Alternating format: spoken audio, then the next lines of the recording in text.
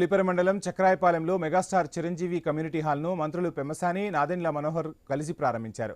దశాబ్దం నాటి కళ అయిన కమ్యూనిటీ హాల్ను చాలా అద్భుతంగా నిర్మించారన్నారు. కమ్యూనిటీ హాల్ నిర్మాణానికి పద్మవిభూషణ్ చిరంజీవి సహకారం అందించారని చెప్పారు. చక్రాయపాలెం కూడలి ప్రదేశమని, కమ్యూనిటీ హాల్ ప్రజలకు ఎంతగానో ఉపయోగపడనుందని తెలిపారు.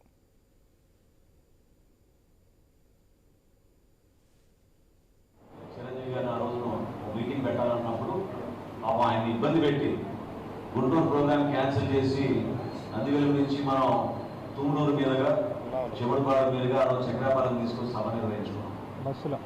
సభ నిర్వహించుకున్నాక నాకు తెలియదు ఆయన ఎందుకు ఇంటికి రమ్మంటారో చిరంజీవి గారిని. సో బలవంతంగా ఇంటికి తీసుకెళ్ళారు. ఇంట్లో కూర్చొని టీ తాగుతున్నప్పుడు ఆల్రెడీ ఉత్తరం రెడీ చేశారు ఆయన. ఎంపీ ల్యాడ్స్ నుంచి మాకు కమ్యూనిటీ హాల్ కోసం డబ్బులు కావాలని నాగేశ్వరరావు అడిగినప్పుడు చిరంజీవి గారు ఇమ్మీడియట్గా స్పందించి తప్పకుండా హెల్ప్ చేస్తా అని చెప్పారు.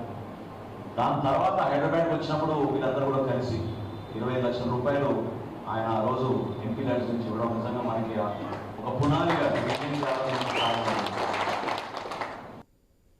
దాదాపుగా 10 సంవత్సరాల నుంచి స్టార్ట్ అయినటువంటి ప్రయాణం ఇది. ఒక ఊర్లో ఒక కళ్యాణ మండపం కట్టాలంటేనే ఎంత కష్టమో కూడా మీ అందరికీ అర్థమై ఉంటుంది. ఈ విధంగా ప్రభుత్వాలు నడపడం కూడా, ప్రభుత్వాలని ప్రాజెక్టులను తీసుకొచ్చి చేయించడం కూడా అంతే కష్టం. ఏదేమైనప్పటికీ ఇంత చాలా అద్భుతంగా ఉంది కళ్యాణ మండపం. ఇందాక అడిగితే దీన్ని ఒక 50 సంవత్సరాలు సరిపోయే విధంగా కట్టారంటే లేదు, 100 సంవత్సరాలు సరిపోయే విధంగా కట్టారని చెప్పారు.